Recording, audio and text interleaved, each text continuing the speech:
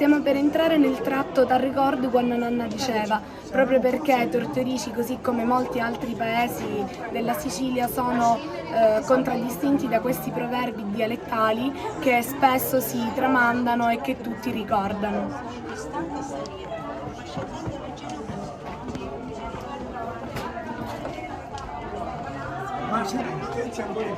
Meglio mori dell'assai che campari e disiari, quindi per tutti quei signori, soprattutto anziani, che preferiscono conservare e non portare niente nell'aldilà che vivere e desiderare.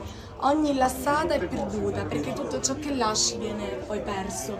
Uso vecchio, rumpugu vecchio, perché è necessario mantenere una parte abbastanza adeguata. Giornata rutta rompa in una giornata, proprio perché nel momento in cui non si comincia a fare nulla durante la giornata si continua a non fare nulla fino alla sera e viceversa. Comprato da Cuzzoppo all'anno zuppia, quindi chi cammina con una persona zoppa dopo comincerà a zoppicare, in questo caso con le persone che magari non sono proprio troppo buone. L'albero casca punni penni, quindi in questo caso se già c'è una preannunciazione significa che poi quello succederà, l'albero cadrà per dove già pende. Se vi è un'inclinazione negativa, arriverà la negatività. Plus parti aveva meglio parti, di solito si dice tra i due litiganti il terzo gode, quindi in questo caso plus parti aveva meglio parti. Ubriachi e picciri che Dio l'aiuta, perché gli ubriachi, un po' come i bambini, non sanno bene quello che fanno e quindi confidano in Dio. Corri quanto vuoi, cada aspetto.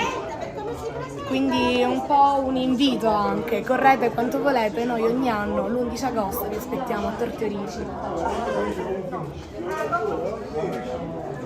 Come a Brisce si punta, l'ultimo che ci ha un po' contraddistinto durante tutto il percorso.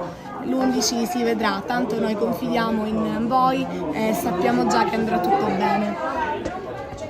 E guardate quello che abbiamo vissuto questa sera, Tevaneddi di Tortorici. Questo ultimo proverbio possiamo dire è stata una delle mascotte della manifestazione, perché oggi mentre stavamo diciamo forza ragazzi, come Brisce si punta, per forza veniamo e che la festa è arrivata. Qua c'è un altro artigiano che lavora, la vuoi inquadrare là? che lavora gesso, legno. Buonasera, complimenti. Buonasera, grazie. Ci parli di questi lavori? Allora, sono dei lavori in legno, in gesso e dei cofanetti con fiori in panno e fiorifici realizzati a mano. Complimenti. Grazie. Ed il viaggio continua. In questa scenografia straordinaria, con queste luci, con questi arricchimenti che viviamo centimetro dopo centimetro. Dobbiamo arrivare in